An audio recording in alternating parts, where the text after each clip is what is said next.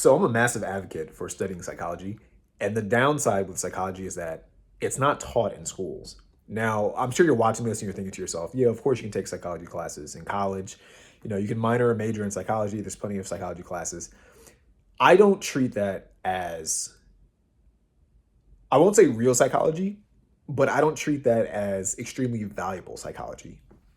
To me, when I think about valuable psychology, I think about something that you can practically use. Like a lot of times in psychology, and I was a psych minor, a lot of the classes are fluff.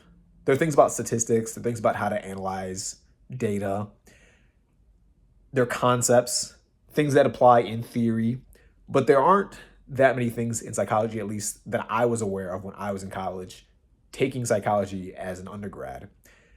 And I've seen this a lot from people who have graduated with a master's, with a doctorates, whatever. There's not a lot of stuff that they apply themselves or that they teach to other people that practically apply in the real world.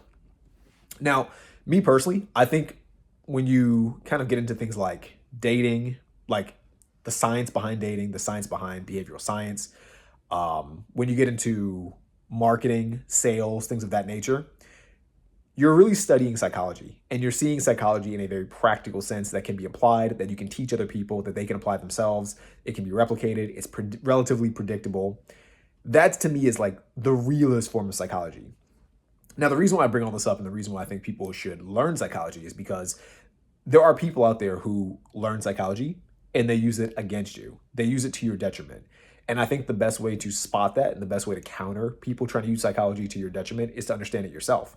Because if you understand it yourself, when people are trying to use it, you kind of think to yourself, oh, I've seen this before. Marketing to me is like probably, I'll say this, two things I recommend to you if you want to like really understand psychology on a deeper level. Two things I recommend doing. One, get into pickup. I've talked about this in many different videos before. I think when you get into pickup, and I'm not saying be like one of those cringy people on the internet chasing after girls. I'm not even saying you have to actually go and like talk to girls or talk to guys if you're a girl watching this and you want to do it as well. I don't think you really need to use it that much in your own life, but study it to get an idea of these concepts. So pickup is one thing. Sales slash marketing is the second thing. I think when you get into sales slash marketing, you get a better understanding of psychology from a practical standpoint. And so in this video, what I want to kind of share is just one tactic or one kind of like dark psychology trick that I've been seeing a lot. And I want to share it with you so that way you don't fall prey to it, or at least the chances of you falling prey to it are minimized. Now, this trick is something that I keep seeing in politics a lot. This is what made me this is what prompted me to want to make this video. And it's the us versus them dynamic. You'll see this a lot in marketing, but politicians use this a lot. And there are certain politicians that use it to the extremes and they really hammer down on it like excessively. So what is the us versus them dynamic? Essentially, it's exactly as it sounds. Some marketers create this dynamic where they put you in a tribe. All humans want to belong to a group. All humans want to socialize and all humans want to feel like they belong to a tribe or some kind of bigger, all-encompassing group. Like people identify with groups. Whether you're someone who's a Christian, you belong, if you're someone who's deeply religious, you might be a Christian, you belong to other Christians. You might belong to this church. Same with like schools or teams. You see a lot of people who identify strongly with their teams. Someone who's an Eagles fan, for example, I've seen this, will literally fight on behalf of their team, despite them not actually playing for that team and despite them not making any money from that team. People will fight for their identity when their identity is tied to a group. It's really strong psychology. That's what you see this in cults a lot. That's how people get indoctrinated into cults. They adopt the identity of that cult, and it makes it difficult for them to escape because if they wouldn't even think of escaping. But when other people tell them, hey, you're in a cult or you're in this weird group, you should be careful. You might want to watch yourself or you might want to get out of it. You're really antagonizing them by challenging their identity. Like their identity is so deeply embedded in that group that you're almost insulting them. And if you're insulting them, what do people do when you insult them? They instantly push back against you. So it makes it difficult to get out of those negative groups. So we all want to belong to a group. As a human, that's just how we're wired. When you have this us versus them dynamic, what people do when they want to like manipulate you, and sometimes it can be used positively for persuasion, but there are oftentimes this tactic is used for manipulation. they do this thing where it's like, we're part of this group and we have these values and we have these beliefs. Those people over there, they don't have those values. They don't have those beliefs. They don't want what's best for us. And because they don't want what's best for us, they don't want what's best for you. So you need to be careful of those people. It's like a tribe. Like imagine like you're part of a caveman tribe or a caveman group and you see another group of cavemen. It might scare you because you're thinking to yourself, I don't know them. They might hurt me. They might be dangerous. They could be friendly, but I don't know. And I don't have enough information. I'll say this, and this to me is something super dangerous about humans. A lot of us are afraid of critical thinking. A lot of us are very lazy thinkers. A lot of us like to have our thoughts thought for us. So a lot of us adopt the beliefs and a lot of us adopt the viewpoints of some authority figure or some leader. We don't take time to parse the things that are being said. There's different cognitive biases I can get into in different videos talking about that. One in particular that's something to keep in mind, you can Google it in your own free time, is the authority bias. But we don't like to think very hard.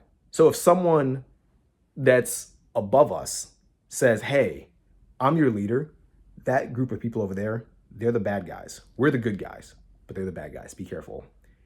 You adopt that belief and you see it to be true because like I said, as a human, you don't want to think that critically. It takes a lot of energy. It takes a lot of effort. It's difficult to do. Most people don't want to do all that mental work.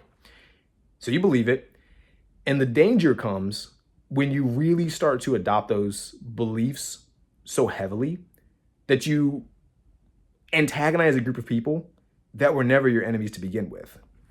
So, like I said, you see this a lot in politics nowadays where a certain group might say, that group, they're the bad guys. All the problems you're facing right now, it's because of that group.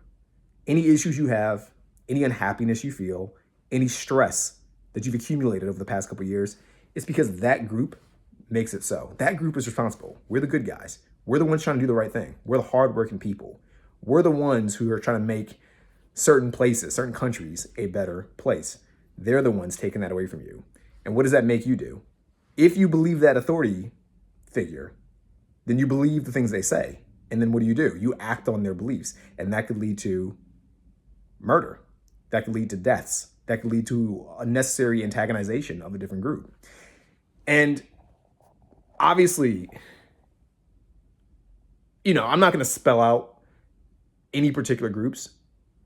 You can kind of just take the information that I'm giving to you and you can kind of make your own judgments on which groups say that, how they say this. Like, open your mind up to listening to when anyone tries to pull you into their group or when anyone tries to use these manipulation tactics on you. Be cognizant of these things. I'm not here to tell you which group is worth following, which group's not worth following. Me personally, this is my personal philosophy. No group is really worth following. You shouldn't belong to any group in particular, besides a group maybe that you created where everyone's equal in that group. But I'm a huge advocate of, for the most part, not falling into groupthink. So I won't tell you who to believe in. I won't tell you who to identify with, which tribe you should belong to. But I did want to just bring this up because, like I said, I keep seeing this a lot. It's dangerous. It's a dangerous mindset. It can be used in positive ways, but there are people who they act in a way, act's not the right word. They behave in a way that's not in your best interests a lot. So it's good for you to keep that in mind. It's like any manipulation tactic. It's hard to be manipulated when you understand how the manipulation tactic works. If you're someone, for example, I'm sure you've heard of like love bombing. A lot of people have heard of love bombing or gaslighting. These are kind of dark psychology tactics that are more popular. It's hard to be gaslighted when you understand how gaslighting works, because when someone tries to gaslight you, you can spot it and you're like, oh no, I see what you're doing there. You're trying to gaslight me. I'm not going to fall for it. Or when someone tries to love bomb you, you identify the patterns and you're like, no. You're trying to love bomb me right now. I'm not going to fall for it. Or when people try to guilt you or manipulate you in those ways as well, you can spot it more easily. And when you can spot it, you can avoid it or you can counter it. And, depending on who you are, you might want to play along with it. You might want to use it against them. You might want to feed into it a little bit. It depends. It all depends. But it's good to be armed with the knowledge of that tactic. So that way you cannot fall victim or prey to it. Does that make sense? So let me know if this all makes sense. Let me know if you enjoyed this video. Let me know if this was beneficial or useful. And let me know down below. Leave a comment if you agree, disagree, have any questions.